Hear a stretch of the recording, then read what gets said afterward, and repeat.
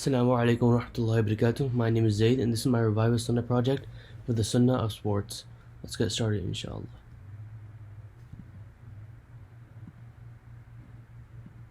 So the first hadith that we have is from Tabarani, and it's thus he sallallahu alaihi wasallam says, any action without the remembrance of Allah is either a diversion or heedlessness, except for 4 acts: walking from target to target, where he is referring to archery practice; training a horse; playing with one's family; and learning how to swim, reported by Tabarani. So the first one that we have is about archery, and the first hadith is the Prophet ﷺ once passed by some people of the tribe of Bani Ismail who were practicing archery. The Prophet ﷺ said, "O Bani Ismail, practice archery as your father Ismail was a great archer," reported by Bukhari. And then there was another hadith where Uqba bin Amir Juhani radiyallahu anhu reported, "I heard the Messenger of Allah sallallahu alaihi wasallam saying, lands shall be laid open to you, and Allah will suffice you against your enemies. But none of you should neglect practicing his skill in archery." Rawahu Muslim. And then our next one that we have is benefits of archery. So there's many benefits and I can't cover them all, but our first one is it improves your focus, as an archer must focus on his target and his form and has to ignore the distractions around him. And because focus is such a vital part, because you have to focus on not just the target but all surrounding conditions. The next one we have is improving your hand-eye coordination, because archery trains your hands to aim based on the feedback from your eyes. With continuous practice and repetition and extensive training and rigorous coordination, your coordination becomes better. And the better coordination an archer has, the better the aiming. So also, for the last one we have that it improves your upper strength. The arms, core, chest, and shoulders are all used when practicing a proper draw. Similar to lifting weights, an archer holds the draw for a couple of seconds, which allows for tension in the muscles, and repetition of this action leads to muscle development. So we have horse riding as the second part of the hadith. So the Prophet ﷺ said that there is always goodness in horses till the day of resurrection, and this was narrated by Al-Bukhari.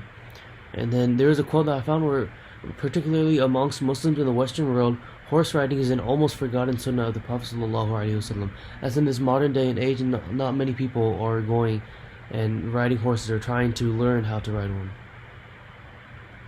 And as usual, there are many benefits of horse riding, the first one being strengthened muscles, improved coordination, improved posture, because you are sitting on the horse and you need to maintain balance. It relieves a lot of stress, and it improves your mood. And then for the second and last one, we have swimming. So the Prophet ﷺ learned to swim in Medina when he was a child. He appreciated swimming and was pleased with the people who could shoot and swim, which he was referring back to archery.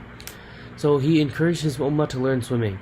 We saw above that swimming was encouraged along with shooting and riding and playing with your family, but we will not repeat the same narration here.